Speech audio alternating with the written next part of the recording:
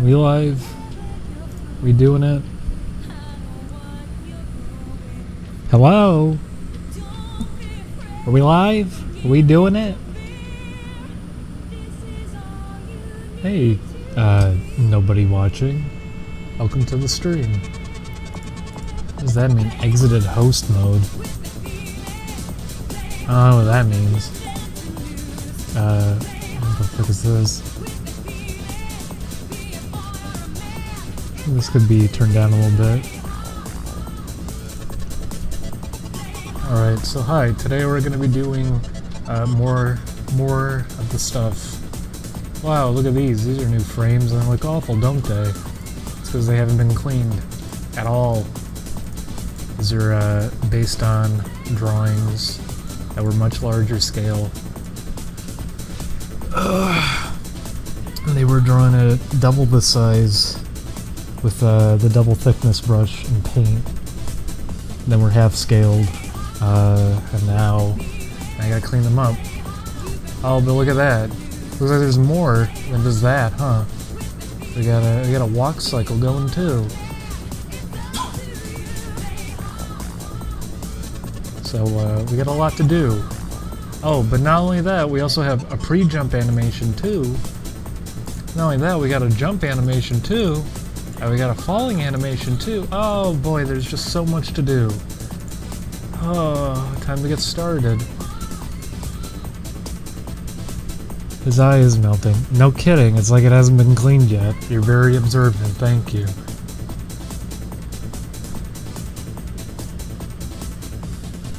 So, let's get this going. This is gonna be a very lengthy process because there's a lot to clean up.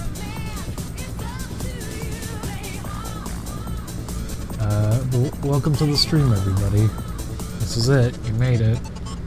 Wow. Neato. So, oh, I guess we could show this if no one's seen it. There's the finished idle animation for the most part. Some things I still want to touch up later, but I can wait. Here's that though. But we got a whole lot left to do. And I'm gonna need to make some comparisons of this frame when working on other frames. For example, this face really pushed out far there, didn't it? And that's why you make comparisons, so you don't make whoopsies like that. Speaking of whoopsies, why is this going out like that? We bump it up a little bit. Wow, okay, it's looking closer now. So you're gonna play some games later? Probably not. I just want to work. I was always jealous of the fact that Corey could just stream work, because the last game that I was working on, which is delayed unfortunately, I can't really show anything from that, but this one's A-okay to show stuff for. So I am. And I'm going to be working very often now. I'll probably be streaming it. This is not going to look good, is it? No, it isn't.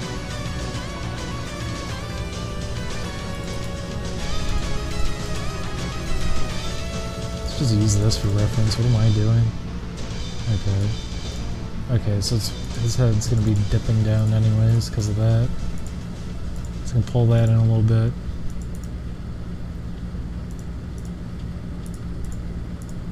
Pull that up.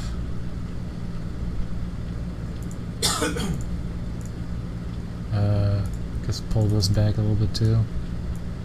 Did the playlist stop? Probably. YouTube's playlist thing is really shitty, isn't it?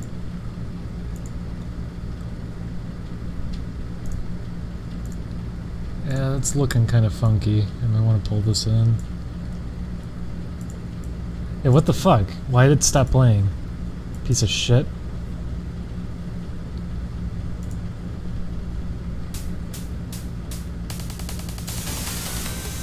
For some reason, there's a lot of buffering on my end. I can't really help that, sorry.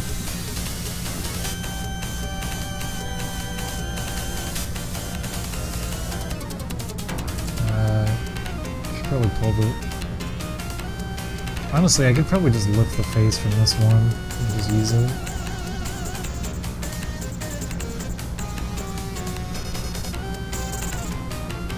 I should use it for reference anyways. So, first problem here. Clean that up. Pull that up.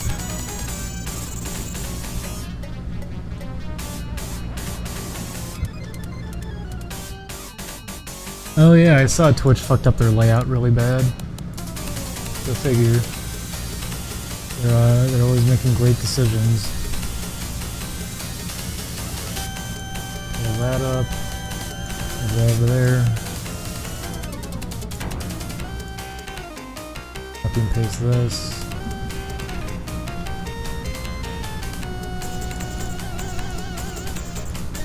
Pull this over here.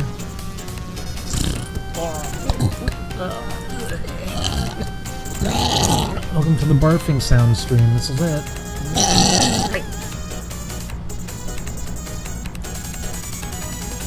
Julian, make a puking sound. No, better one. Louder. That's alright. Oh. Oh my god, you're actually sick now.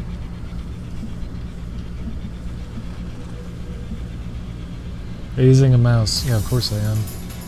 I'm gonna do pixel art with the tablet. You wanna be really precise when doing this? Do a bunch of these in here. I actually want to pull the little headgear back.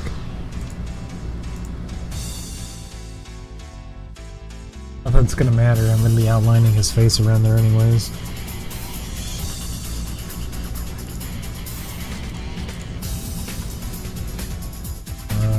Let's do this.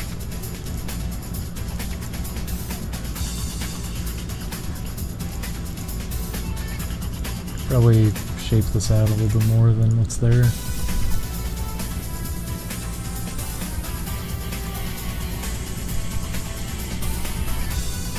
And we don't want any of those because 45-degree angle lines don't look very good unless you're using it for the sake of stylization, which I'm not.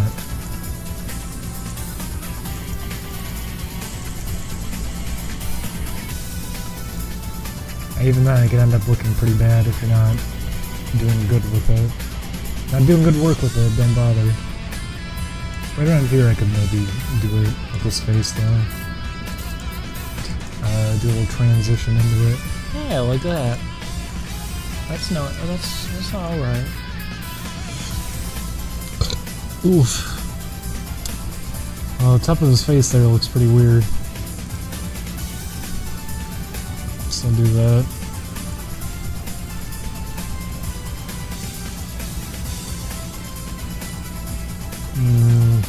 Headgear should probably get pulled back a little bit.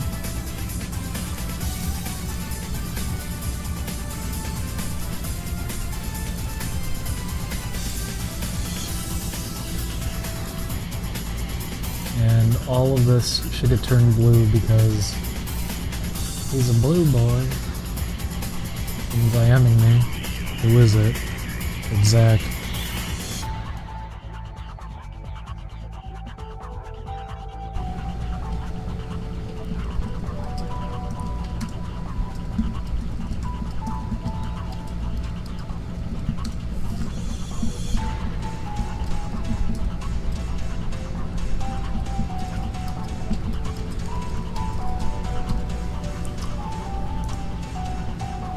My voice keeps making your speakers move. What the fuck does that mean? I'll turn my mic down. Alright, there we go. Is that any better? I'll put the music down, I guess.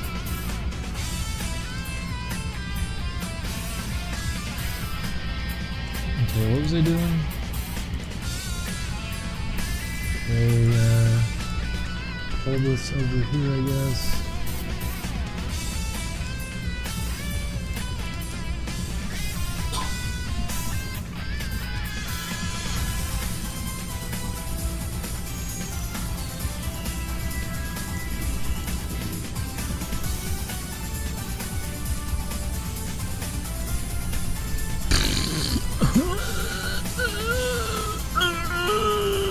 Thank you. That's the stream, everybody. That's what you signed up for.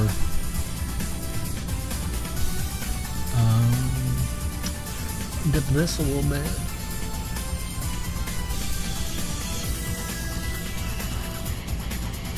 Let's outline his eyes.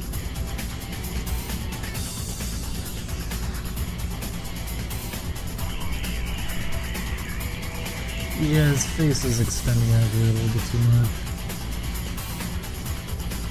Bump these up a little bit.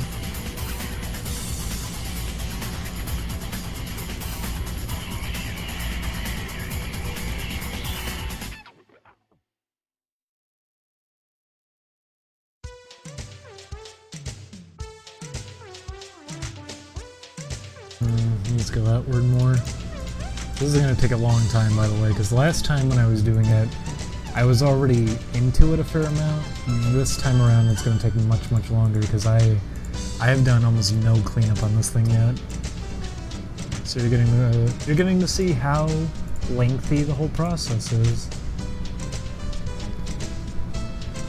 But it's okay because it's a daily thing. So it can move around. It can move along sort of an okay pace.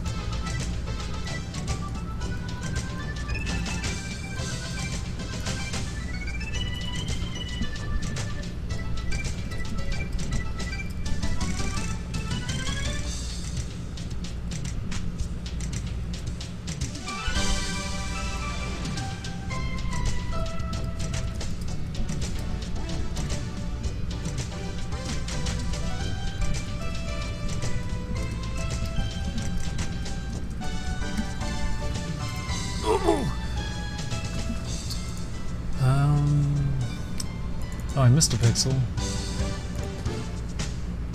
Alright, so let's put some of this in here. By the way, I'm probably not going to be as distracted this time. Last time I was already coming off of doing some work, so I was a lot slower with what I was doing. But I'm going to be quicker this time. Do your employers know about your criminal record? I don't think I know about it, apparently, because I don't have one. I don't think I've done anything illegal yet.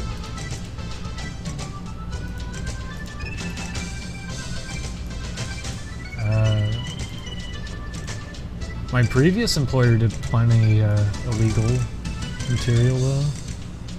He broke the law a good amount of times. Violating contract and everything. I guess I should slope this up. I mean, his head's starting to turn a little bit here. It's gonna look a little bit odd, isn't it? Yeah, he just looks sad now. I guess I should only slope it a little bit ahead from there. Maybe not at all. I guess I shouldn't slope this part by his eye. He's gonna look sad if I do that. How did I have it before? Because it was already being sloped and I acted like a moron. Oh, it was the front. The front of his headgear was being pulled down over here. I was too stupid. Okay, well, we'll fix that up now.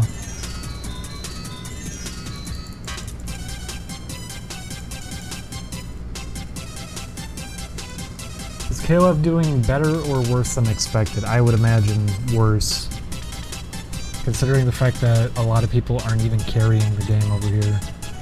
So we're gonna get fucked really hard.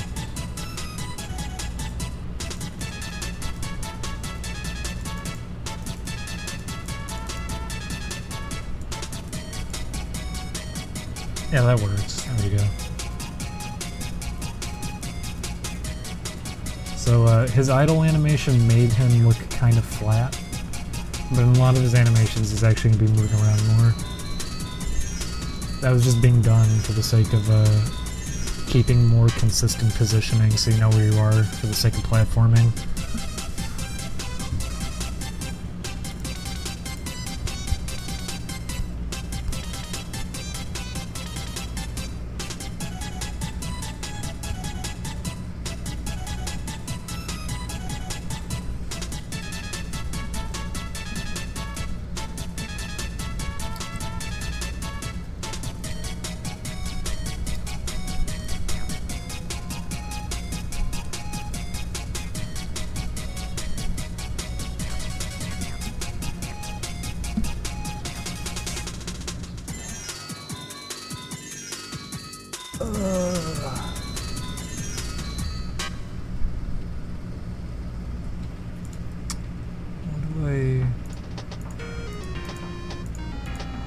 Oh, I shouldn't have this go down as far. I should pull this up a little bit.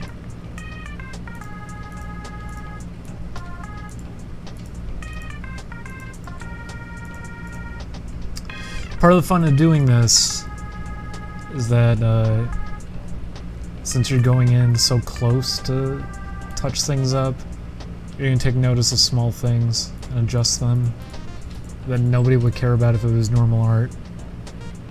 Oops. It's worth it. You get really clean results at least.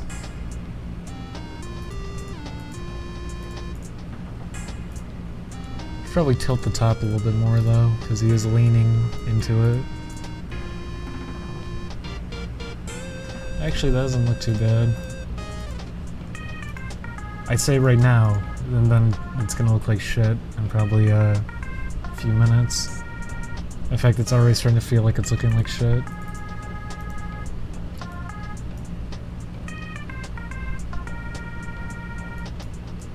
Oh, I forgot to touch that up. And that. Wow, I'm forgetting a lot of these pixels. There we go. Yeah, I'm not feeling it over here.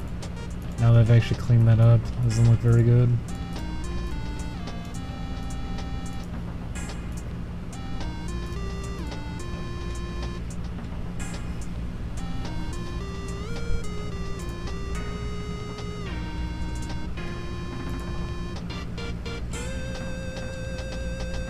Since pixel art looks so frustrating to work with, what makes you do it, as opposed to not pixel art? Is it just the results that you like better? That's part of it. I just like really crisp art in general, that's drawn with the intent of looking really crisp. It's, I wish something like BlazBlue had better animations, better designs, better cleanup work in general, because the shading on some of the sprites in that game just look horrible. The first set of sprites in specific, some of them look really, really awkward, like, what's her name? I don't even remember. The girl with the guns, who, she doesn't wear a hat anymore, but in the first game she did. And the hat had, like, essentially pillow shading on it. It didn't have a consistent light source in a lot of the animations, and they just picked really bad default colors for it.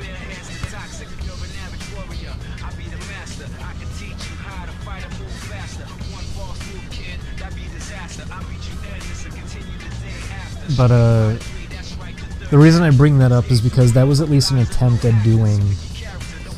that was so stupid, too. I remember... It is essentially HD pixel art, but everyone kept referring to it as a vector art thing.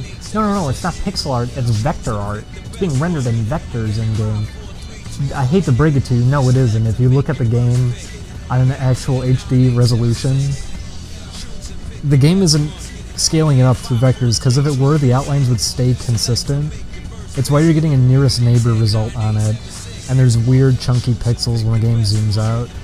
Which, by the way, I don't actually mind that too much, just because the graphics are so large.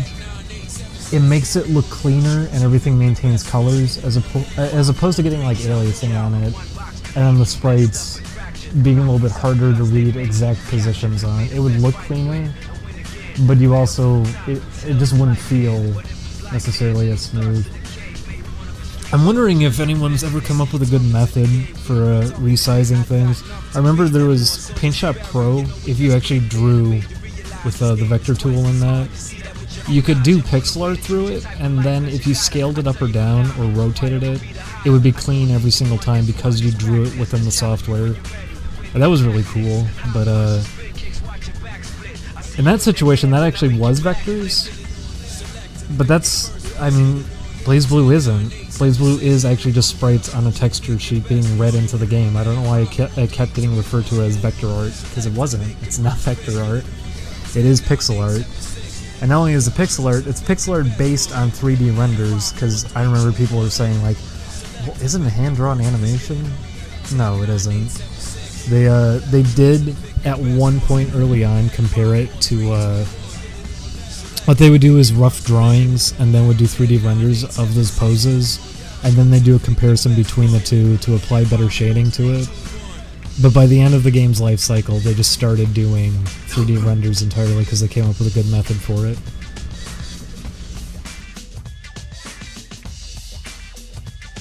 But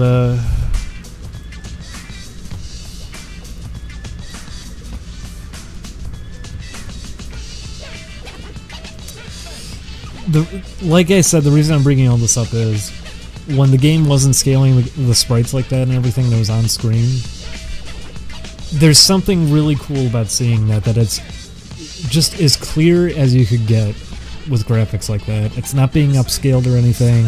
It's not being altered. It's high resolution and it's being done with pixels. There's no aliasing, none of that. So you just get the cleanest look possible. And something like that, like I really, really like the idea of that. I like really crisp art. And for a 2D game in specific, I just like it because you also get a better feel for where you're positioned in game and everything because it's exact positions. It's there's no aliasing or anything, or blurring or any of that. You get to see what it is for what it is, and you get to get a good understanding of where everything is in terms of like the game itself. So it's a big part of why I like pixel art. Part of why I also do it is because I'm just used to doing it. In the past, I would be paid to do some of it, but I've just become so used to doing it that I don't know. There's a personal appeal to it for me. I like doing really clean looking art. Plus, I'm not a very good artist in general, so at least I can do something. Not well, but at least I can do something. But for this game in specific, since this one's a platformer, I feel like having crisp visuals in 2D would give you a good idea of where you're positioned. Also, I fucking hate when this is usually applied to Game Maker games, but I hate when games double scale themselves in game, but then rotations are being done at a higher resolution. So you have characters that are like multiplied up 4 times in size, but they're being rotated as if they were the original size. So you get all those weird deformed looking pixels at lower resolutions. Or even worse, if an object's being scaled up or scaled down, you'll see things get shrunken beneath a point that they should be able to. Stuff like that really bothers me. But none of that's going to be happening with this. In fact, this game is kind of natively running at 1080p. It's getting double scaled in it, but that's through the use of a shader.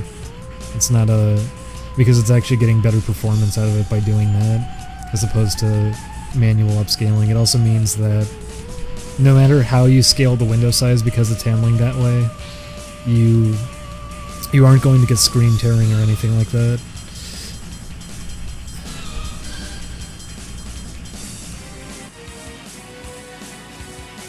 I just like 2D art a lot in general too in video games, and if you're not opting for a method like this, you're either going to get really blurry art because of how 2D games typically have to get handled with texture pages and everything. You either have to just make it lower resolution anyways to fit on a texture sheet without having to load too much in, which unfortunately, like, I know that's something that's coming up with even what Corey's working on. They're drawing stuff and putting so much detail into it, but I don't know how much of that's going to end up sticking in the game. I hope a lot of it can make its way in. But that's one of the nice things too about pixel art, is that you can really heavily compress images because you're using limited color palettes to begin with. Like, what is this? 1, 2, 3, 4... It probably has like 5 colors on it, almost nothing. There's going to be additional shading being applied to all of these later on, but right now there's nothing, and that means that it can very easily load in all these sprites.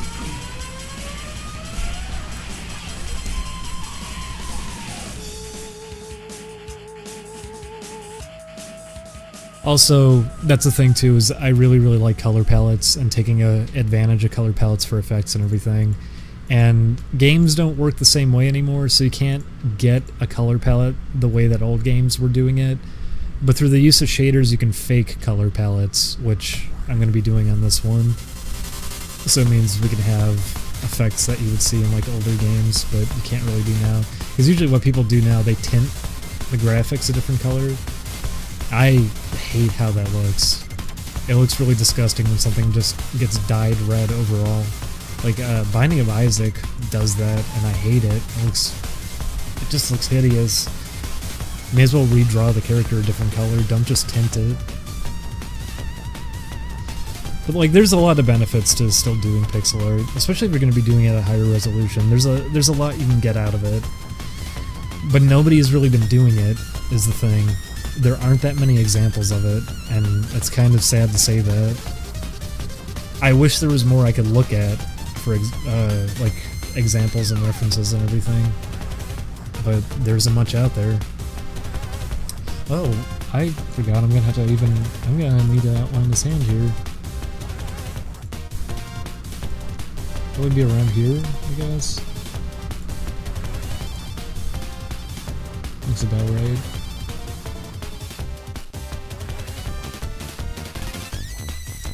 Oh, let's get that off of here. It's just checking if anyone donated. I thought I heard it. I think it was just a song though.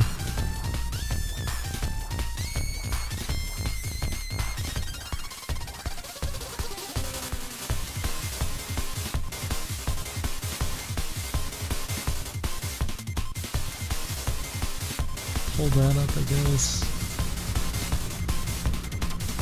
Oh, did I fuck that up? Yes, I did. This is something I typically do with most games I work on, is that we have like rule sets too for the pixel art. So on a lot of this, if something is double scaled, you can't just do that. You need to actually bring a pixel over by one to have it transition more seamlessly.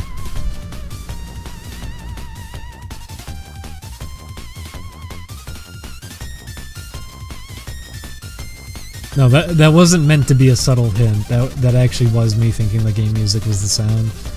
Because I have one headphone in, so it sounds weird in my left ear right now. I usually do that. I usually have one headphone in, and I was playing Mega Man X again earlier, and I forgot that one of the bosses has audio cues that they wanted to show off stereo sound on the Super Nintendo, so depending on which way they're coming in, you either hear it out of the left or right ear. And you need to kind of hear it, because you react to audio cues quicker than you do to visual cues. So not having that extra assistance is kind of a problem. You're doing a walk animation now. Yes, I am. We're doing transitional frames is the thing too. So this isn't even the walk cycle, this is getting into the walk cycle. So it's a very quick 2 frames. And they're running at 60 too. They go by very fast, but just having it there helps. And that's what it's for. So if you go from idle to walking, you see this. And then it also snaps back into this when you're coming out of walking. And where is it? I have a pre-jump animation I need to do. Which one is it? Where did I put it for the sake of this? Here's the pre-jump. You see there's some squash and stretch going on it, because it plays very quick. It's only on screen for 2 frames, and 2 frames were drawn for it, so it's going to go by really fast. But I still need to... I need to get another one done, because Julian's been helping with a lot of this too. It's not just me doing all this by myself. I've done some of the keyframes for it, but he's doing a lot of the in-between and some of the other animations. And we were testing it within like the engine earlier, and yeesh. It looks good when you're like standing still and you end up jumping, but we need to make a separate one for when you're running and then you go into a jump. We might even end up doing a secondary jumping animation if you're dashing and then you jump because you go so fast.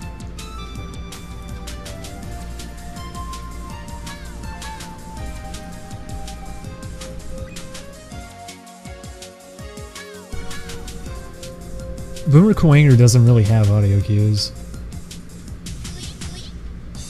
Boomer Kuwanger is such a fucking stupid fight.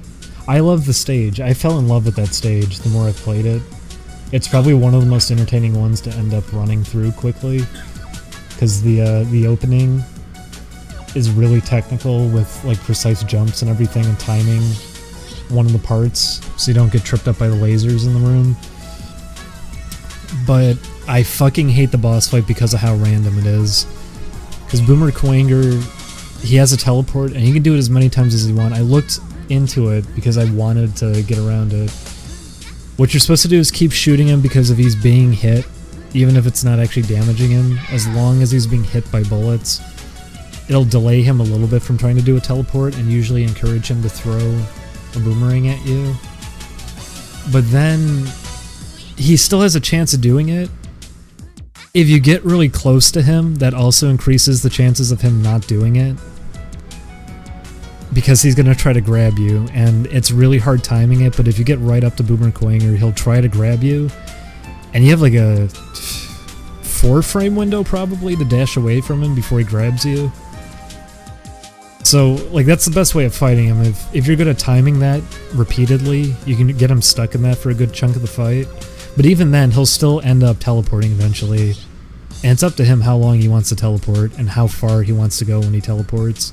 There's no pattern to it. He can show up anywhere. There's an interesting script that someone wrote, though, for SNES. Was it SNES 9X, I think is the name of the emulator? It actually shows hitboxes for like enemies and life counters and everything. And it's cool for getting familiar with how that game plays and like recognizing invincibility frames even though you can't see them on screen. And during that fight you can actually chase where he's teleporting, because his teleporting isn't like him actually changing positions. It's just him moving very quickly while he's invisible. But even then, he moves so quick you can't really keep up with it. So it's quite the fight.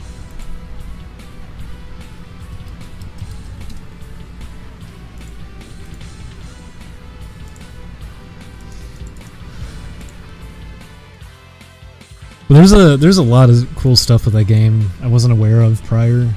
It's why I hate the fucking video that I ended up doing with Chris, because one, we went over there when I was already really tired, and usually I like sleeping until like the last moment before we head over, because being wide awake arriving there means you can be fresh when doing stuff. But it's also the fact that I fucked up and kept forgetting things you can do in Mega Man X. Like, I can't believe I tried to jump the moving platforms how many times at the end. You can just grab the wall. And I forgot about a lot of tricks too. The vial skip is really cool to do, and it's probably the easiest trick in the game. I don't think you can really fuck it up. It's so easy. Skipping vial is really cool. Like, it's not actually skipping vial, but it's skipping about 10 seconds of text boxes, and it looks really cool doing it. But there's also, you can skip the fight with Armored Armadillo at the end if you get the screen to not scroll up all the way vertically and wedge yourself through a door with the ice sled. You can skip the fight altogether, which is really cool to do. It's also fun to fuck around with, because if you don't skip the fight, if you screw it up and pan the camera up, if you jump in that room essentially, so the door's already open but you jump, it spawns him anyways, and he can actually chase you out of the boss room and start fighting you in one of the hallways, and it's fun just watching him react to a room he's not meant for.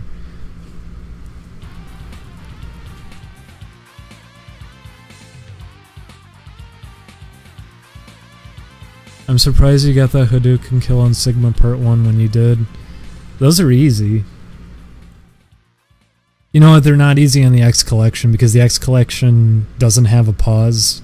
I guess they boasted about that as a feature, that it runs better than the Super Nintendo one. But that actually doesn't help, because there is a pause before the fight, and it's like a 10-frame pause, and it prepares you for getting it ready. But you can like buffer the Hadouken movement, because it has negative edge on it like Street Fighter does. So if you just do the motion while the life meter's still filling up, and you hold down fire and then let go of it after his life meter's filled, and he starts moving, you can throw it early. It looks really close, but it's not actually that close.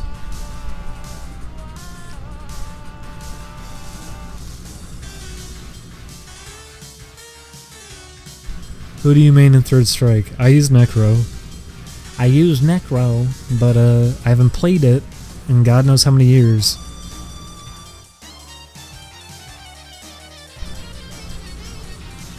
I'd love to go back and play it again, but I don't really know anyone who plays it. I guess Aaron might play it. He had it on his PlayStation 4. I don't know anyone who plays fighting games. That disappoints me. I'd really like to play Third Strike again.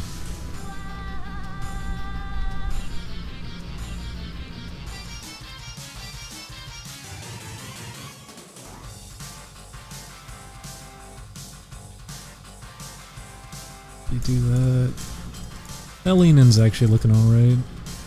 Not terrible. Probably pull this over to make it look like it has one more depth behind the movement. Yeah, I think that helps. Pull that out. There we go. That's actually looking alright. Is this from X or 2? This is from 2. The X version has a different start to the song. I don't actually like the X version as much as this one.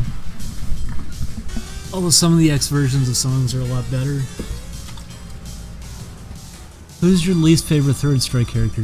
Oh, well, Chun-Li, obviously. I hate anyone who uses her, because it means you're trying to go for an easy advantage. I don't know why she's set up the way she is. They gave her way too many options, way too many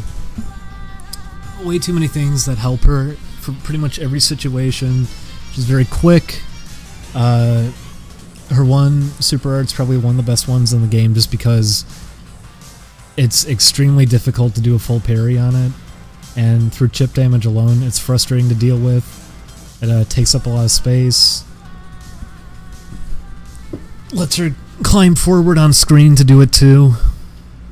She's all of her moves are really quick too.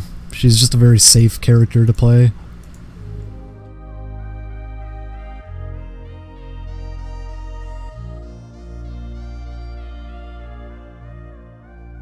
Pretty much anyone from Street Fighter 2 I don't like in Third Strike, because they don't feel like any of the Third Strike characters. They don't feel like they exactly belong in that game.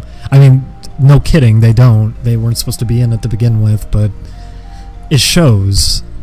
All the other characters actually take a lot of thought, typically, with their playstyles, and then Street Fighter 2 characters, not really. You can apply the old logic to using them. Don't really play fighting games. What's chip damage? That's, if you block special moves or super moves, you take a little bit of damage. Street Fighter 5 made it now that you take gray damage from every move, which I'm fine with that. I don't have a problem with that. That's okay with me. I know a lot of people complain about that. I actually don't mind the idea of that. That's kind of an interesting... Oh my fucking god. I haven't played Revelator yet, but I watched a video yesterday of the tutorial mode in that game, and I feel like such a fucking idiot for never thinking about that. That has to be the smartest fighting game tutorial I've ever seen, and no one had come up with it prior. I don't know why, but their method for teaching you everything, movement, moves and everything, just how combos essentially work, they basically set up an obstacle course. So you're playing like mini games essentially. Like you're doing a little platforming area. You jump over platforms and you have to collect stuff and get to an exit point. They start spawning enemies that they require you to do a certain number of hits in a row. So they try to teach you basic combos and everything to kill them. It's fucking crazy. Like, it looks like a lot of fun too. It's a stupid tutorial, yet it looks like it's actually fun to do it. And it also has like timers on stuff too and everything. There's a way to fail at it. You can't just make progress by doing an objective like enough times that they'll feel pity and go, okay, you can move on. You actually have to know what you're doing. You need to pick up on it. Otherwise, they'll keep you there until you figure it out. Too bad no one's talking about that game.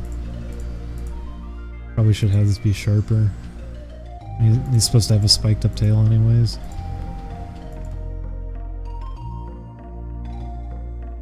Way better than that shitty extra credits. I was saying that to Corey when I was watching a video of it. All the suggestions that extra credits video made.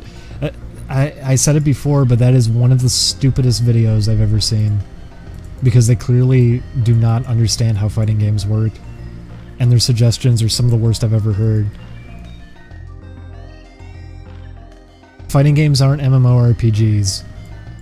And on top of that, you're not going to get new people into a game by presenting them with trivia and having them take tests and quizzes and slowing the game down and limiting them to what they're even allowed to do. Extending a tutorial from 10 minutes to about 5 hours is not going to get people into your game.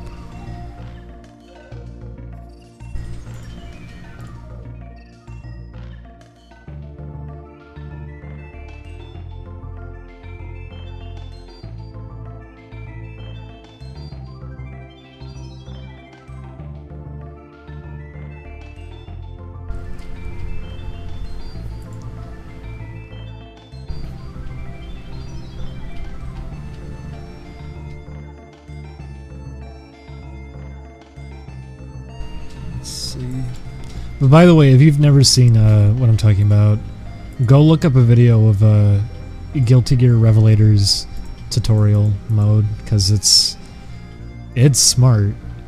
It's very smart. I feel so fucking stupid for never even thinking about it. It's such a good idea. The fact that it's presented essentially like a minigame and everything, just doing an obstacle course, I think that's going to help a lot of people get into something like a fighting game. Properly supplying them with challenges in a familiar format that they'd be used to in other games. It's a very good idea.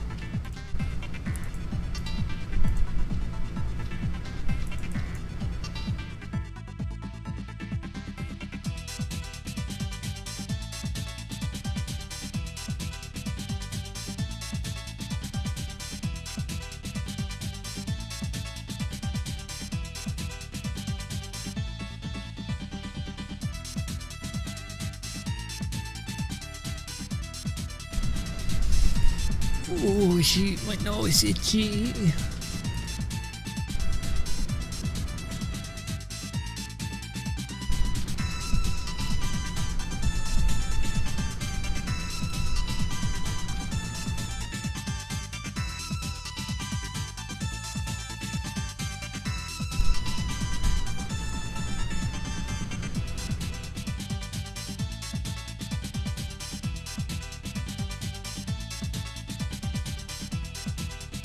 I don't know why Capcom isn't just copying the good features of Guilty, because they don't care. I don't know. Not only that, Street Fighter's audience doesn't like those games to begin with and try to insist that everything in it's bad design. That's why like anime fighters became a term, even though that doesn't fucking mean anything. And on top of that, I still don't get that as like a term to describe Guilty Gear, because Guilty Gear doesn't have an anime. Street Fighter has had multiple animated movies and everything, and on top of that, Street Fighter is very... I mean, the games have anime endings and everything. It's very influenced by it. It looks like it too, in terms of art style and everything. There's nothing there that makes it any different. It's like just a vague roundabout way of trying to come up with some term to describe why, how Guilty Gear falls into some kind of niche field for fighting games that shouldn't be taken seriously.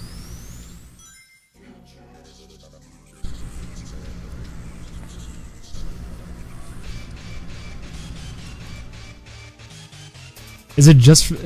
The thing is with the term anime, like, fighting games, I think the credential for that is seriously just air dashing, because I remember people were making a joke about the new Clay fighter, because they said it was going to have air dashing, and everyone was saying, oh, is it an anime fighter now? So I think that's really all it is. So it's like a desperation to figure out something to pin it down as a niche fighting game franchise. So it doesn't need to be referred to in the same sense as something like Street Fighter. Never saw Street Fighter as looking anime. Okay, go play Alpha. I don't know what you're talking about.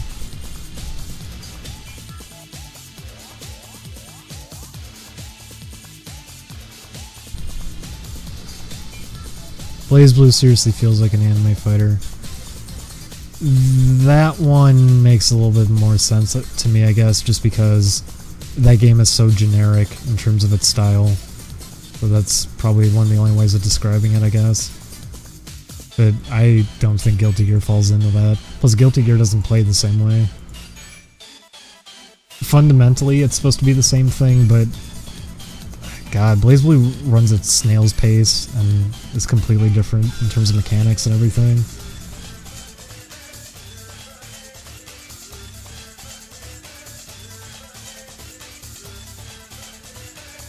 Probably should just copy and paste the gloves onto them instead of doing this.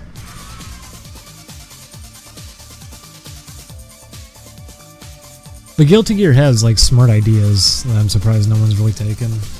The fact that you can't even do really infinite combos in it, you would think Capcom would be all over that because they really love being lazy about that kind of system that they have in their games for balancing out combos.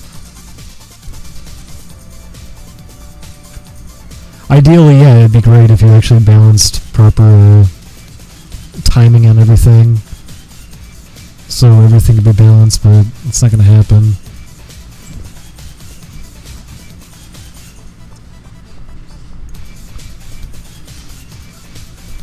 Or you end up with a Skullgirl situation where you don't even make an attempt at it, you just come up with a mechanic that prevents infinites, which, by that game's logic, infinites means, you're doing a loop 20 different times in a row, but you changed one move at the beginning of it, so it's not actually an infinite, even though it is an infinite, you're just changing one move in the whole series, so that excuses it. Back up from the mic, Leafy. Oh, funny. I'm sorry, I'm laying down.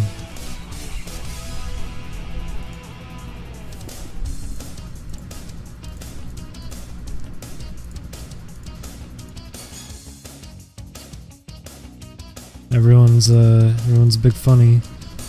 Big Doug funny.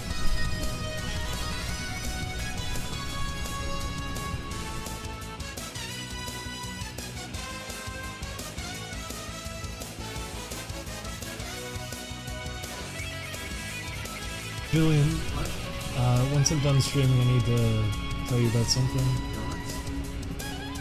For donuts. God.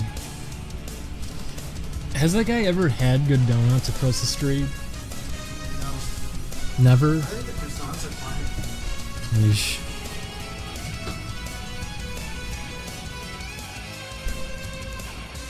Because I remember I saw that picture of the cream-filled eclair and I was tempted to get one. But, well, it's because I saw in the back, all of them were made already and they all looked stale. Really? I've never seen them. There were tons of donuts in the back that were just pre-made and all looked really stale and old. I'm big surprised that's how they tasted when we got them.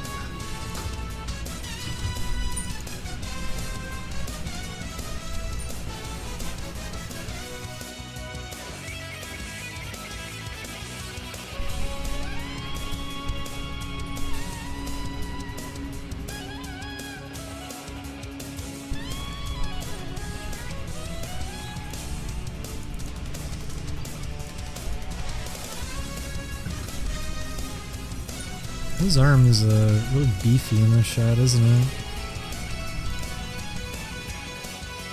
We do this with it. Define the edges of this to make an excuse for why that's happening.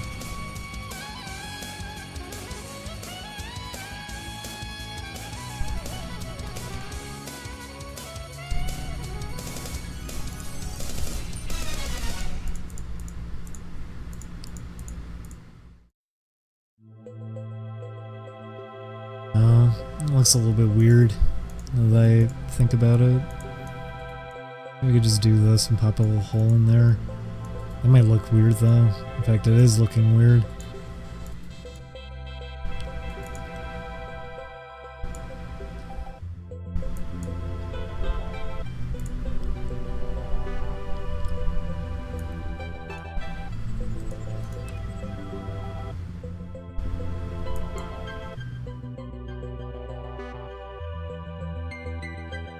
Yeah, that looks pretty odd.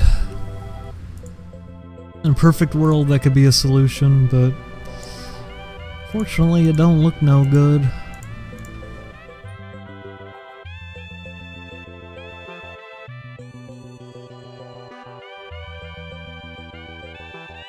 So I'm gonna have to do what I didn't want to do because of how weird it looked before. Oh well. Look at that, it just looks like a tubbo. His arm's way too thick if I do that.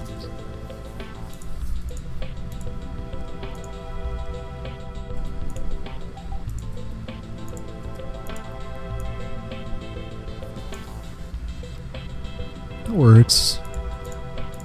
Okay, yeah, that works. I need to do something about his thumb though. Probably make it larger. It out more like this.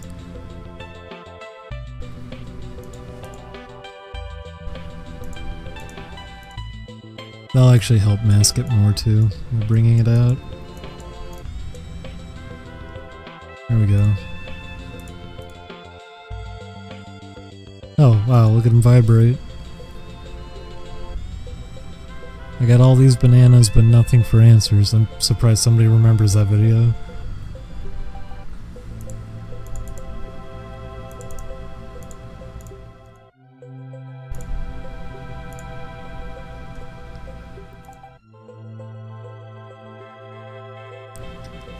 I don't even think that video was ever popular, was it?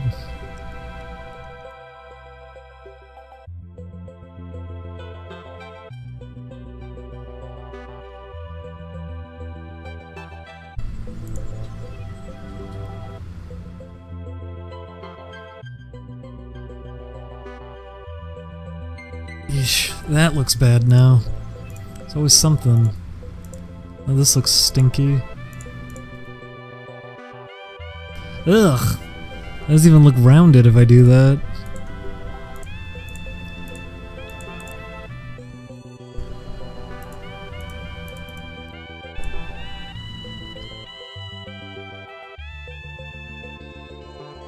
Guess I gotta do this.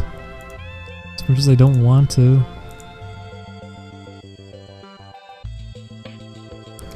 Yeah, it's closer.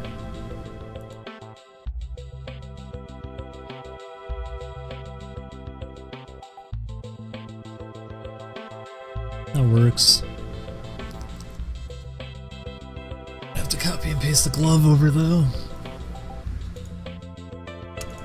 Bring some of these in.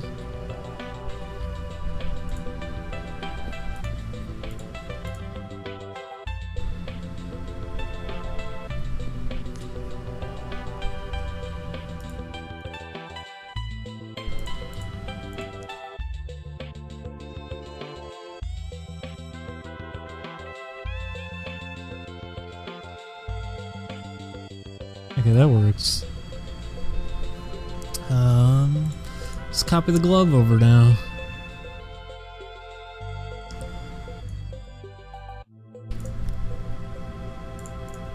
Let's just hold this over on a different frame so I can come back for it whenever I need it.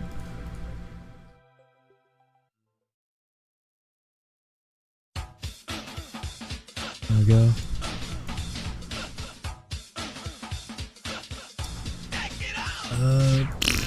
Put it around. Looks about right. And shave off the edges of it. I don't need none of that.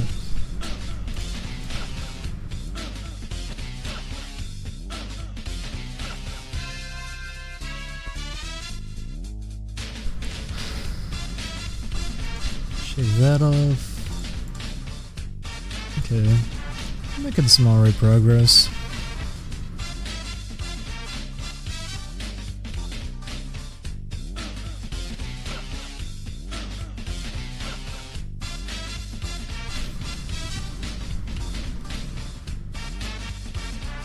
You're going to use his gloves as short-range projectiles. Sort of.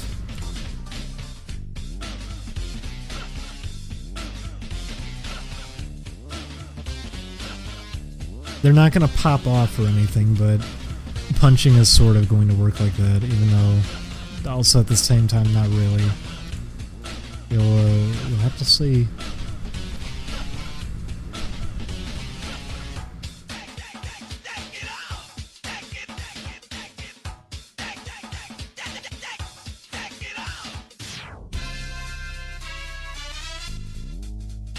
Oof, that's the wrong color. There we go.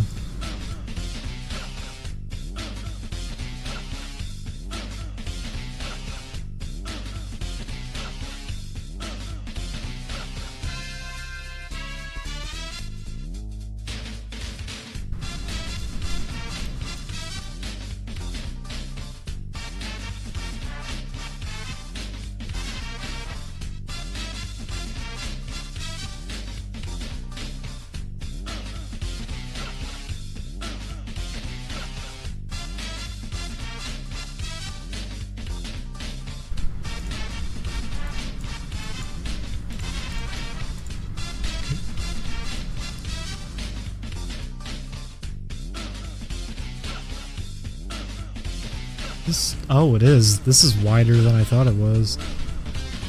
That's not good. So I can do that. Yeah, it looks alright.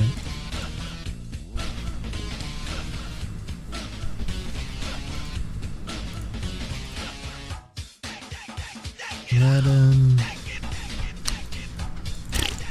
stretch that out a little bit.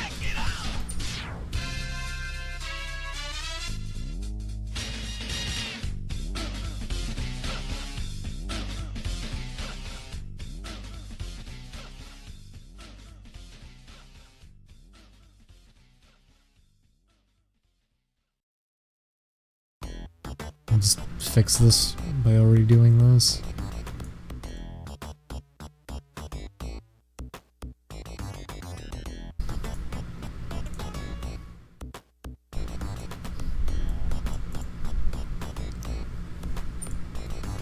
Oh, I didn't even think about that. Yeah, leg width is going to be a problem here, isn't it?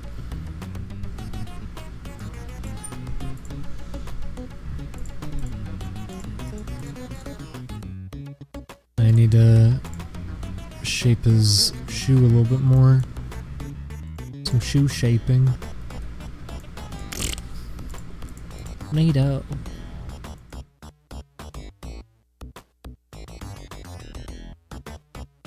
That. Is that too tall? Yes, it is. That is too tall. Do that.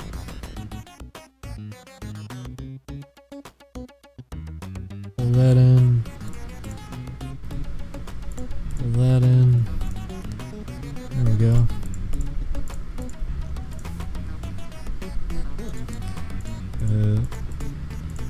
More of a thing on this.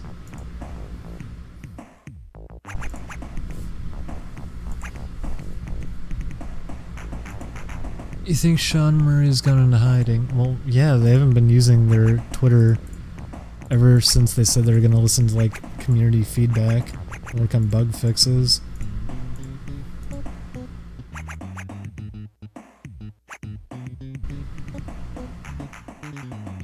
Did you see those screenshots of Nidhogg too? I did, and I'm kind of wondering why people... I don't know. I'm in the middle. On one end, yes, the characters look really fucking stupid.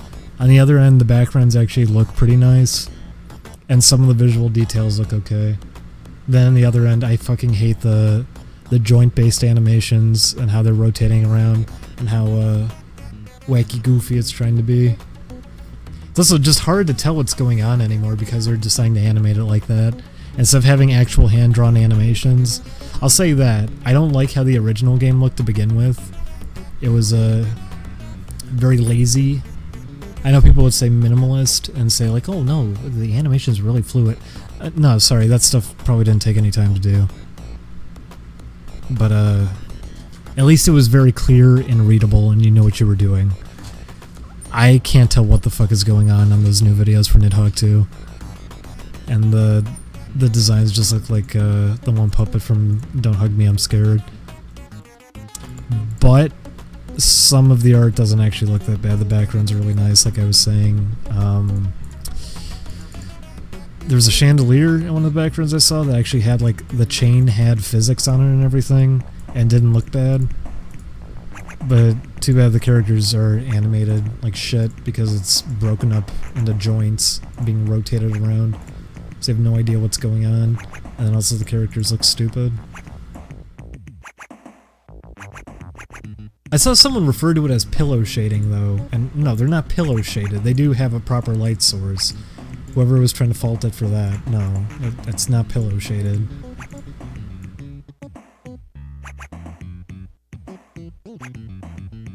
But it's like a mixed bag for me. At least there's visuals, but they're not very clear visuals, and I don't really like how the characters look. I know everyone's saying it's the worst ever though, and oh, it's so fucking ugly and everything. I'm not gonna even take it to that length. At least there's some effort going towards that this time, I guess. I hope they fucking redo the animations, that's what I'm gonna say. If you're gonna make the characters look stupid, fine, please, by all means. If that's what you want to do with your art style, go ahead, I guess. But don't animate it like that. Don't make a joint-based movement like that in a game where you need to be able to tell what the other person's doing. If you're gonna put more effort towards the art, put more effort towards it. Don't go lazy on the animation end.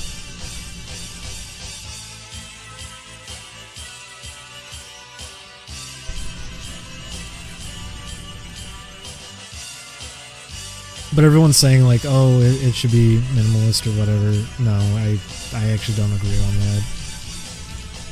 I saw someone refer to the original Nidhogg 2 saying like, oh, it's supposed to be like a sleek Atari retro throwback. No. Atari games would not be able to have rotating chandeliers in the background and giant multiple-limbed worms coming out of the ground. On top of that, it would be scaled differently. You'd have inconsistent heights and widths being matched together. The game would not be running at a frame rate like that. Wouldn't be animated as smoothly as that. No, it's not an Atari throwback to anyone who thinks that's what it's meant to be. No, it's just a lazy visual style. It's very clear and readable. That's the nice thing about it. Animations are very smooth. So everything does pop and you can tell what you're doing, but it's not meant to be stylized in any way.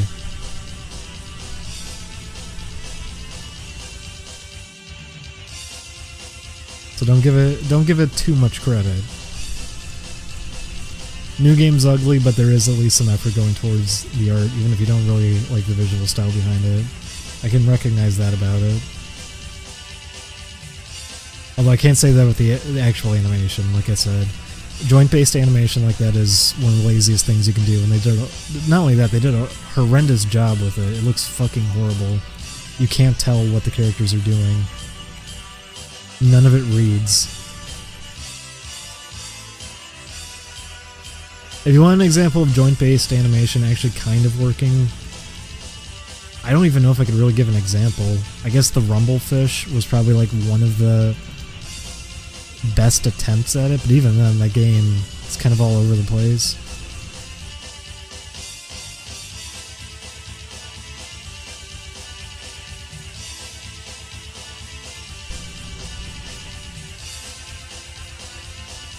I mean, Shovel Knight also goes for an NES Fireball, also looking too good for the NES. Yeah, but you can actually tell they made some effort. They used the NES color palette outside of adding like one new color to it.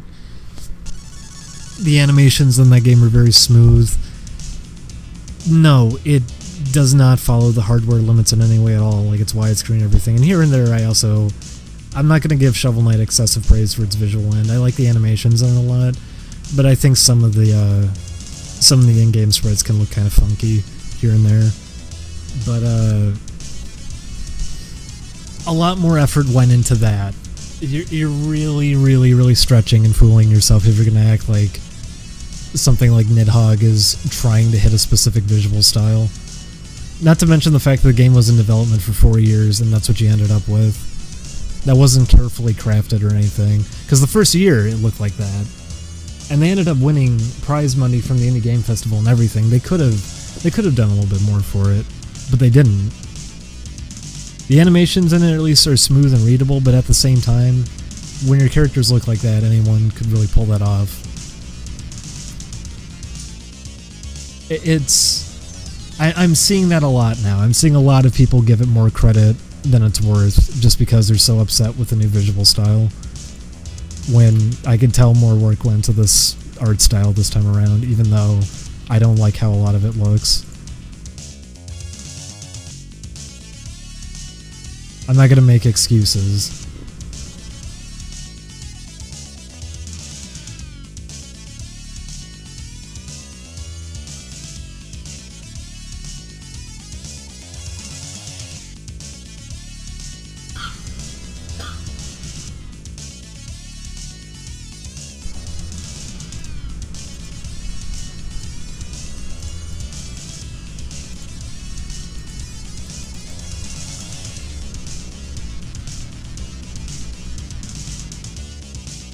I didn't like how Shovel Knight had text effects that clearly ran at a higher resolution than the...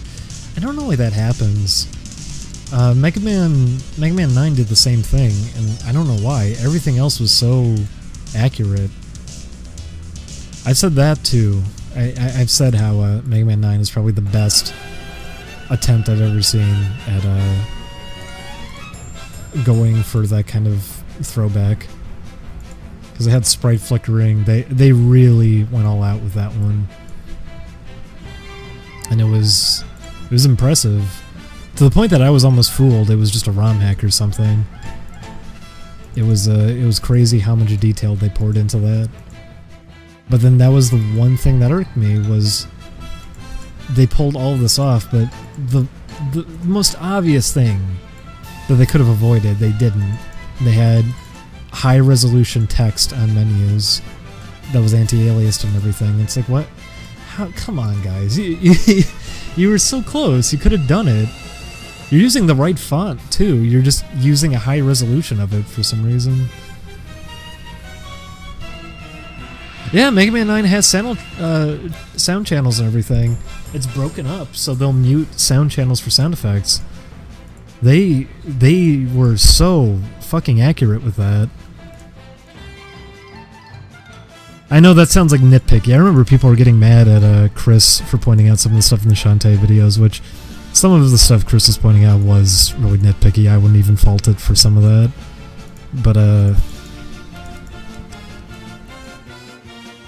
on the other end, some of it I can understand. Like the HD text and portraits on top of a very pixelated looking game is an odd decision to make, because you got like clashing visual styles kind of going there.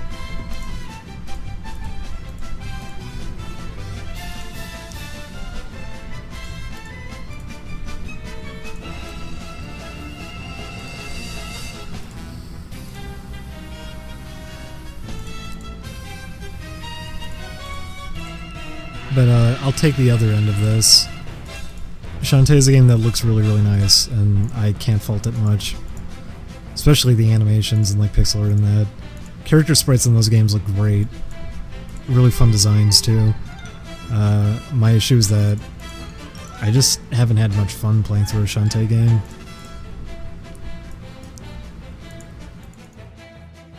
I remember there was a point with Way Forward where everyone was actually giving them a lot of credit, saying they were a really phenomenal company.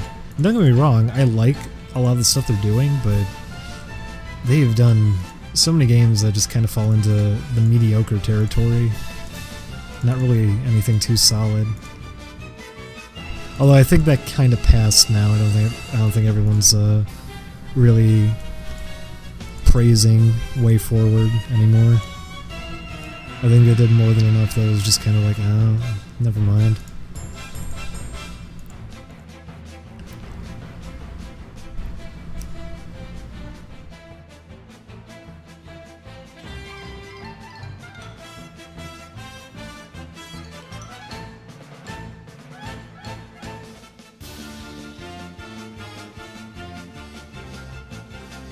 That was what was weird to me about the criticism that like Chris was presenting for Shantae was like, oh, why are these HD portraits with HD text, but the game itself is pixelated? I want to, yes, absolutely, and in most games that would irk me. But then he was praising like, oh, that was actually really smart how they did the backdrops, because they're just painted backdrops, but then they scaled them down and scaled them back up to look pixelated. I wouldn't really praise that. That's not necessarily a good thing. That's just a time-saving method they did. Especially because some backdrops in those games are just very nice-looking pixel art, so it's kind of weird. But it's an odd thing to be making complaints about, to then go and praise another end of it. So, I don't know. But typically, visually, WayForward games end up looking really nice. They have really talented people on board. And that's one of those games that looks really nice.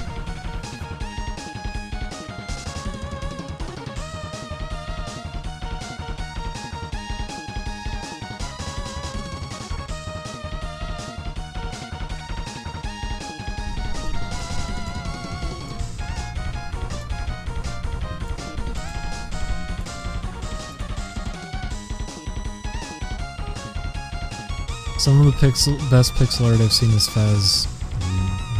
Alright. Okay.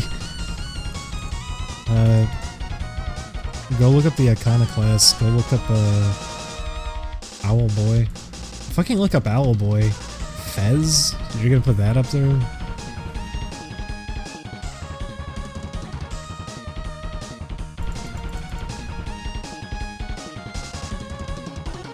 Although I think I'm also starting to notice that a lot of people on the outside don't exactly appreciate pixel art sometimes, when obviously a lot more technical prowess went into it, like knowledge over the art medium and everything. So you get something that actually looks really clean, really nice, took as much advantage as they could out of like the limited space and everything, high animation, quality work and everything. I've noticed people kind of ignore a lot of that and still prefer other games over it that go a lot more minimalist and don't get too much out of it.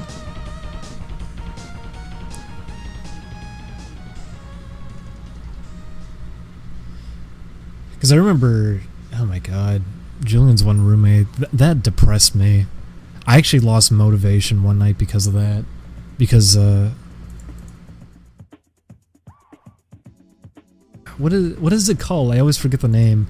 Is it Sword and Sorcery? Is that the name of that game? What do you think of the sprite work in Sonic Mania? That's actually what came up. I like the sprite work in Sonic Mania a lot. The only odd thing is the color choices on Sonic. The animations are really smooth. They made some really, really smart decisions with how to stylize old backdrops while also updating them.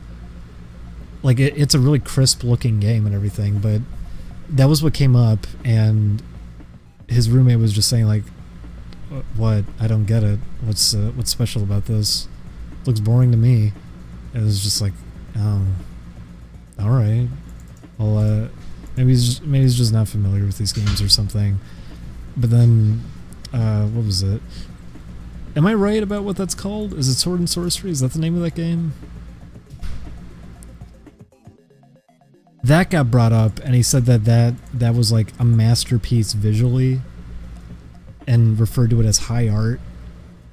And then like I brought up some examples. I showed like Owlboy, I showed the Iconoclast and everything, and the response was just like, nah, alright, but this is still better. And it was just, it got to a point. I rarely get bothered in situations like that, but this is already someone who, I don't know, it made me think about why should I even be bothering a little bit. Just seeing like someone who didn't really make any good use out of this kind of thing. Like, they didn't take advantage of that kind of style or anything. It looks the way it does because it saves some time, because there's no consistency. Some of the backdrops are a little bit pixelated. Some of them, the characters in specific, are like pixel art. But then some of the backdrops are just, they're painted, downscaled, blown back up. And then others aren't at all. And you have like a gradient for the sky. Like, it's just all these different mixed visuals going into one mess being blended together. And there's some nice looking scenes, don't get me wrong. There's some nice backdrops in that game, but at the same time, they're wildly inconsistent in terms of visual styles, and it's kind of jarring to look at. But then that being regarded more highly than some of the highest quality stuff I can think of, fully taking advantage of being like pixel art, making the most of it, great color choices, silky smooth animation and everything, really unique stylized visuals, all of that just being brushed aside for something that barely took advantage of its look and used it more as a way to cut some corners on what they wanted to do. And hearing that being referred to as high art, it was just like, oh, oof. It made me rethink things a little bit. Not in a good way, it just made me think, why should I even bother? This is probably like general populace too.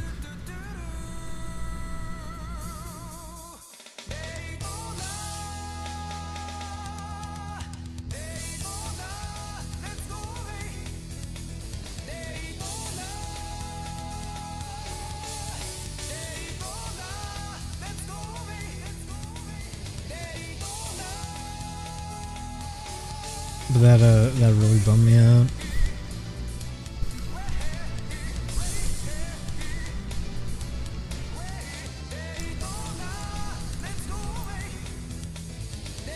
Is this actually almost coming close to done? Looks like it.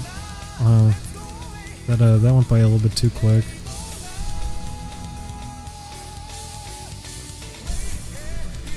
Yeah, this frame is almost entirely done.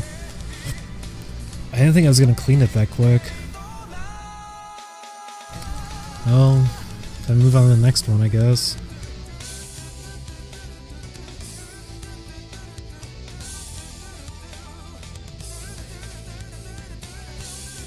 But the reason I bring all that up is because that is like a thing I see with a lot of games, is that there's like a certain bar of quality that if you hit it just right, you don't put in too much effort, but you also don't put in bare minimum effort. You put in just like a little bit of effort and that's it. You'll hit the point where people will recognize like what you're doing, like, oh, this is independent, but oh, it's a little better than average independent titles visually. So they're encouraged to give it more credit just because it's an independent game. Like, they can recognize it visually that it's obviously indie, a small team worked on it. If you have something that looks a little bit nicer than that, that's when you're going to start hitting a point where it's them going, okay, it's a small team, but obviously like they're capable of more than most independent people are, so they go harder on it. I've seen that happen a lot, where it's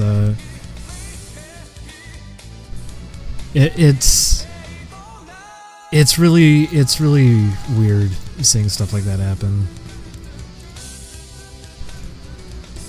I remember being told about that by somebody I knew way back who was like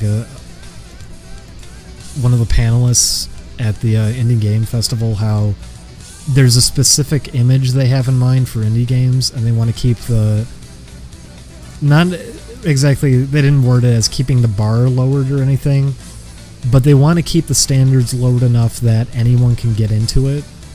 And they also want to make it feel like it's an artistic thing rather than these are video games. So that's why you'll always see that at the Indie Game Festival, that they're trying to maintain a specific image with everything that's a finalist. And it's because they want people to get into it who don't have any experience, and people who do have experience, they go, okay, well, good luck then, we're not going to give you any attention.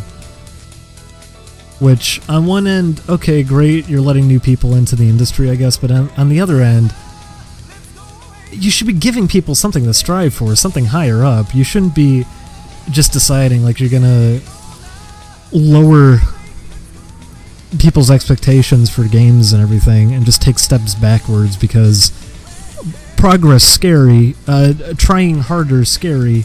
We want new people getting in. We don't want to scare them with things that are out of their league because people who have more experience made them. But like that's reality. You can't just block that off. And if something is having that kind of like effort poured into it, it should be getting some recognition for it. But that's what ends up happening a lot of the time, is that the titles that do put more effort in on these kinds of things just kind of get brushed to the side or outright ignored. That's the worst, is when they just get outright ignored. I'm really disappointed to see that the Iconoclast, for example, just gets no recognition at all that it's being developed right now, when it's one of the better examples of something I've seen in terms of visuals, animation in an indie game. It's sad. And yeah, it is part of it. Part of the reason the bar is so low is because it makes it easier to pump things out for people who are already doing it. So you have new Five Nights at Freddy's every single year? Not every single year. I'm sorry. That was being generous. Did I say every single year? I meant every couple of months. Ugh.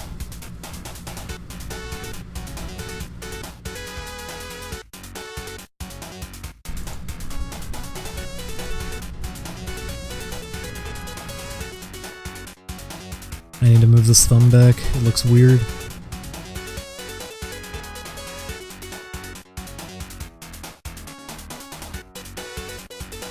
Every 8 months. As if you're factoring in this new one. Which technically is not a Five Nights at Freddy's. It's a spin-off, even though it is just Five Nights at Freddy's now.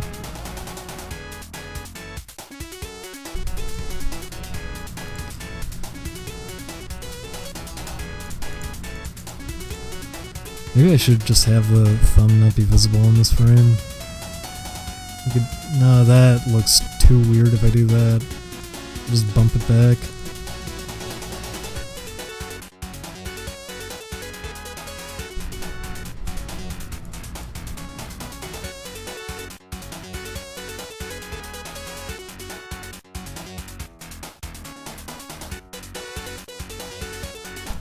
Block some of this off.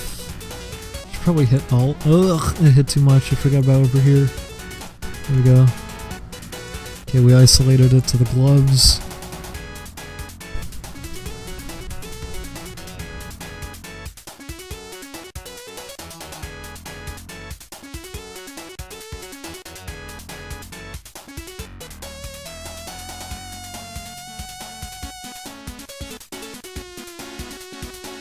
I'm also probably being overly critical on a lot of this, but it's also just because I care.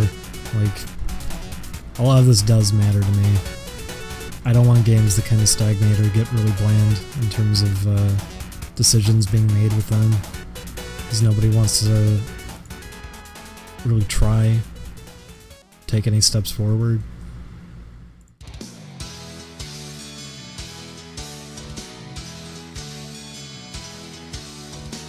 It's why even with like a lot of people do fault like art games and everything, which by the way I hate referring to them as art games because that already sounds kind of pompous and full of yourself referring to it as an art game. But the reason I say that is I don't even have an issue with some of them. They have a right to exist. Like I'm not totally against them being a thing. What I hate about it is the fact that people who work on those usually have a mindset that it's the other end that's not allowed to exist. That this is what games have to turn into, and that anything that's just trying to be a fun little experience can't happen anymore. Everything needs to have a meaning, a thought process behind it. I'd like to see steps towards also bringing game design itself forward, not just telling a narrative through a video game. Plus, that's what usually ends up happening. Then you're not taking advantage of the game end of it with a lot of these. you're taking advantage of storytelling and everything, but you're still making a game. This is the medium that you're doing it within. You should be kind of taking advantage of that, not just doing one side to it. It means you have no lasting value to it. And it's also not like a movie. You can't just pop it in and watch it again or something. It means you'd have to sit down for probably like 6 hours just to play through the exact same experience again. It's why if you're just doing flat storytelling like that, but it's through the form of a game, it's not gonna have lasting appeal to it.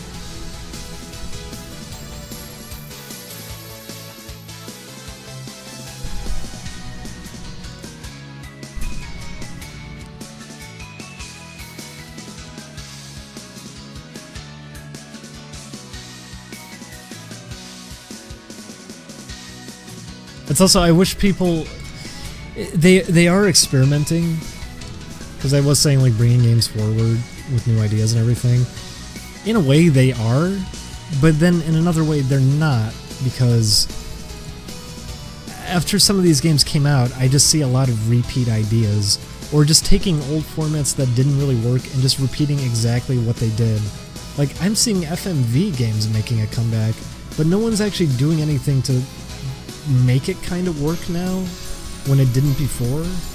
They're just doing the same thing again, but trying to apply like a deeper message behind it, and that's the excuse for doing it. And okay, you brought out that end of it. Do you want to work on the actual game end of it now? I'm guessing that's why a lot of these things too will receive the praise for doing something different, is because there just isn't as much value to that side anymore. And you can say like, oh well, I mean, it's different, they're experimenting. We need to respect things like this, because even if it didn't come together well, at least it was a bold move doing it, and it was an experiment. And you have to take chances like that to make steps forward. Well, no one's really taking chances with these. No one's really evolving any of this with these games. They've been kind of going about it the same way. Most art titles have been handling themselves the same way each time. So, all you're doing is kind of babying them. You're not going to see actual growth if you keep doing that. You're just going to see more of the same. There needs to be like a point where people put their foot down and go, okay, listen, we've seen this repeatedly. You're not doing anything exactly new here. But that's not going to happen.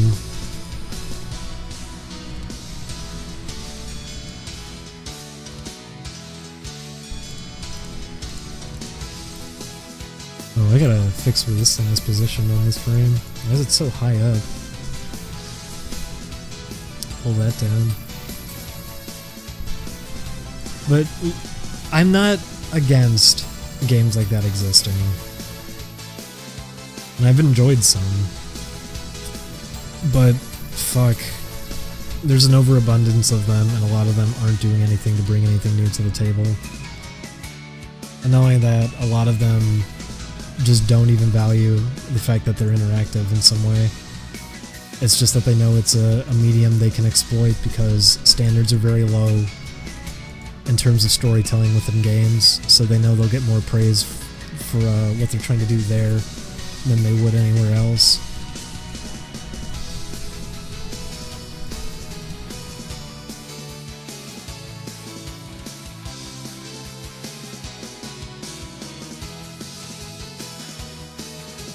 Probably need to pull out the back of his headgear a little bit here.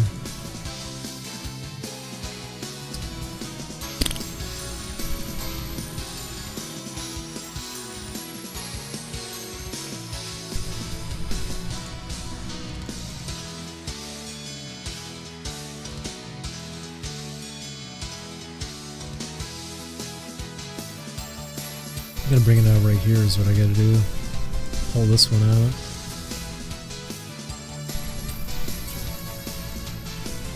That's what bums me out too, is that the slogan on like the indie game website was make the games you want to make.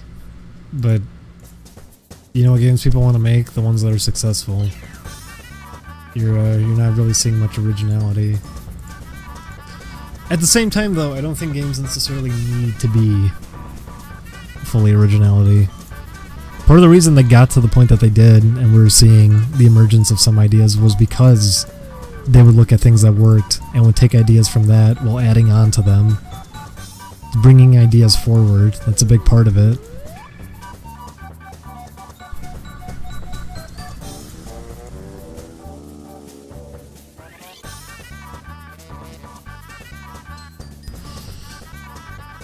I think I'm going to stop streaming in about 10 minutes, by the way, because something was coming up. Hopefully I can get this frame done before then.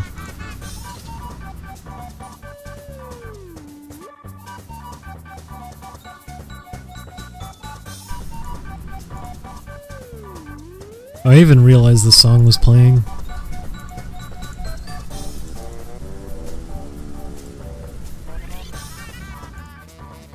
I really keep thinking the donation counter is going off when it isn't.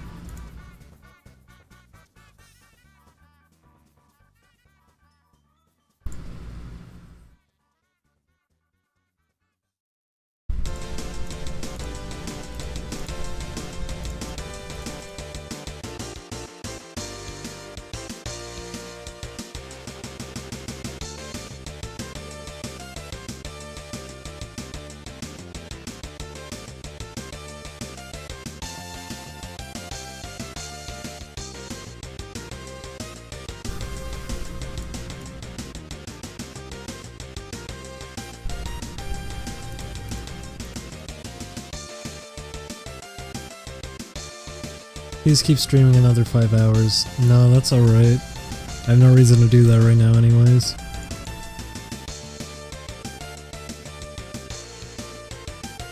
Also, here's Ken's theme mixed in really quick.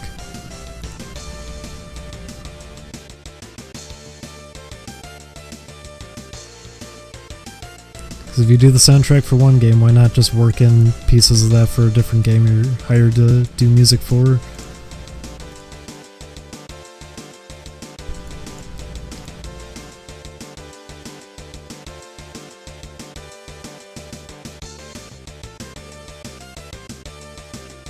I'll probably stream later.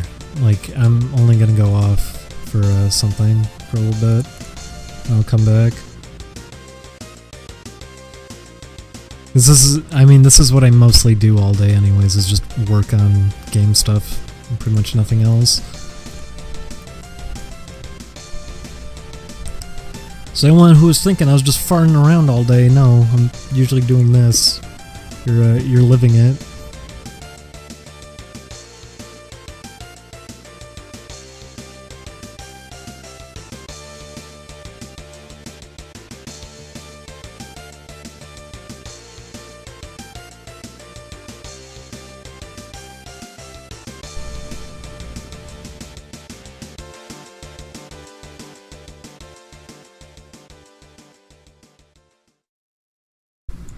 I really like Cammy's theme from Street Fighter 2, but it doesn't seem like most people do. It's not like one of the popular ones. I think that's one of the better ones though. I like that one a lot. All the CPS2 versions of Street Fighter 2's music's pretty good.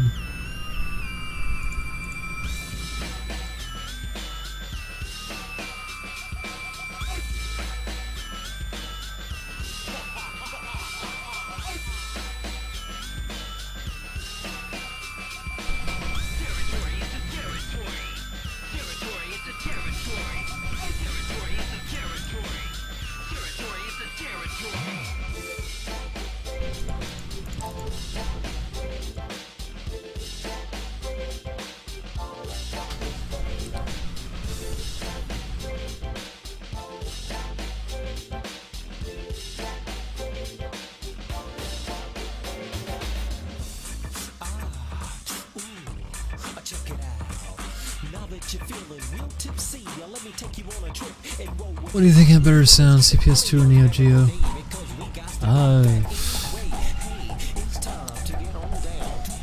Depends on what games you're talking about. I mean, people took advantage of the hardware differently. I would say King of Fighters 2000 is a very, very impressive example, though. For the sake of the Neo Geo hardware, they really took advantage of it for that one. To the point that some of it, I'm surprised, is coming off of that hardware. It sounds really close, too, to the Arranged soundtrack, if you've ever heard it.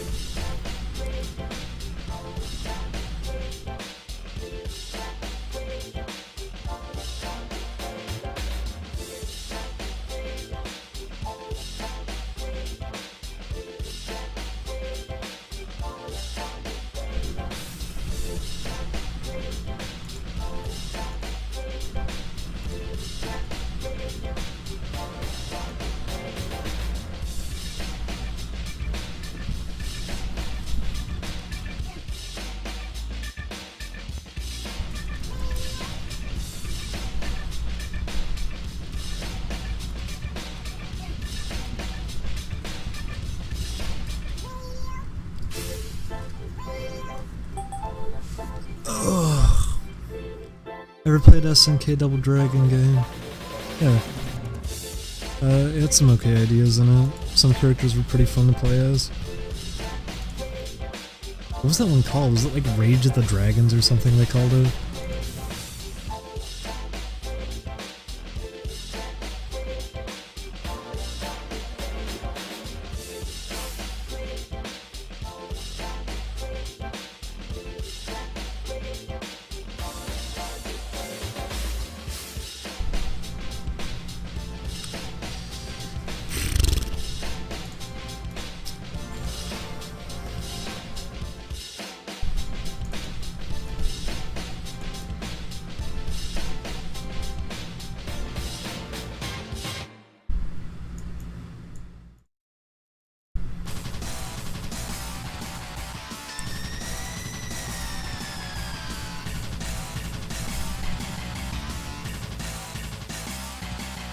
Put some of this blue on it.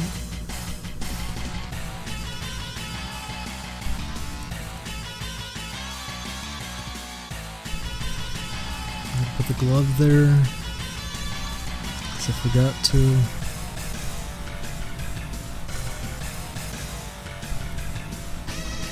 Much bigger this frame, isn't it?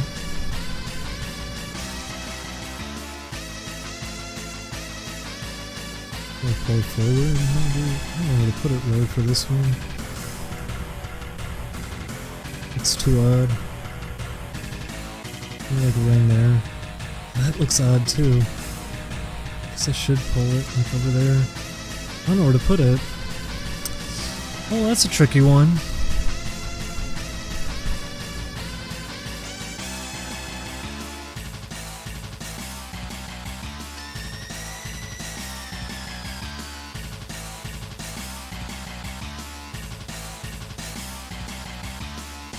How much dedicated WAM do you need to make pixel art like this? Everyone always does the impression that kept wrong. Because it's not dedicated WAM, he says dedicated WAM. What do you need for the job? He's trying to throw up in his own mouth. It's a Super Kai. Super Kai 64. Rutgersville, Virginia. What's the joke there?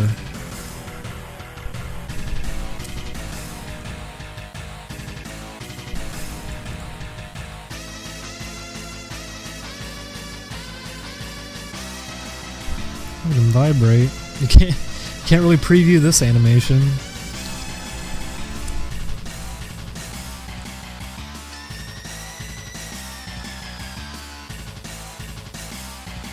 Okay, well, I'm going to be wrapping up here. I'm going to draw a couple more dots on this image. Yeah, that was weird. SNK referred to pixel art as a dot art. It's a weird title for it. It is dots, I guess. But let me put a couple more on here. I'll leave it for now.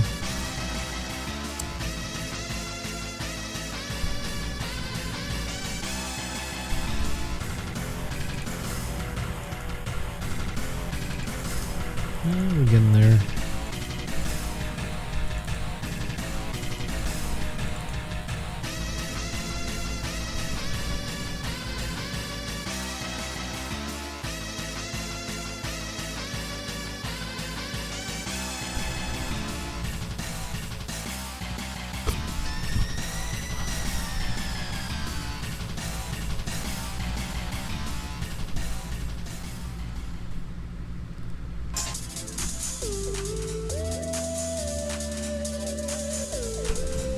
Do people typically like Bomberman Hero more than Bomberman 64? Because I think Bomberman Hero is as much as I like things about it, I would say it's a pretty standard platformer.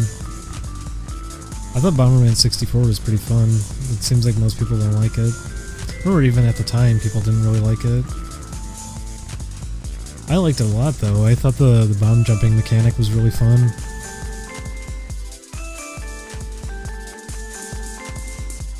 That was one of the coolest parts about it, was you would see these little spirals all over the stage and you didn't know what they were. And then eventually, because you figure out you can jump off of bombs, you try to get to one of them and you realize there's like a second half to the game that you never knew about, with all these secrets that you can collect. I really liked that about it. It was a fun game.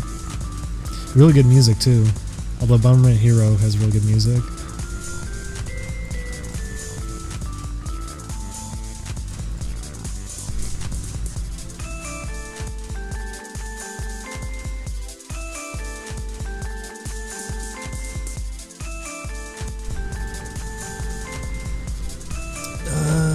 I really should just start wrapping up. This is good enough for now. Alright. Thank you, everybody. Just in time. Thank you, everybody, for watching. If I get this out of here. Probably be back later. Thanks for watching, everybody.